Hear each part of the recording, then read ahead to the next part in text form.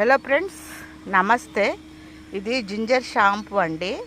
నేను కేరళ నుంచి శీలా గార్డెన్ నుంచి తెప్పించాను. చలికాలంలోనే తెప్పించాను నేను. ఇది అప్పుడే పెట్టాను కానీ రాలేదు. సో ఇప్పుడు వస్తున్నాయి. చూడండి మొక్కలు ఎట్లా వస్తున్నాయి, ఎంతవరకు వస్తాయో మనకు తెలియదు కానీ ఈ దుంప కూడా చూడండి. సో ఈ దుంప కూడా కనిపిస్తుంది. నేను ఇదంతా మల్చింగ్ చేశాను, ఊకతోటి రైస్ అస్కతోటి చేశాను. ఈసారి చూద్దాము. ఇది ఫస్ట్ నేను పెట్టింది. మరి నా వీడియో నచ్చితే లైక్ చేయండి, షేర్ చేయండి, సబ్స్క్రైబ్ చేయండి.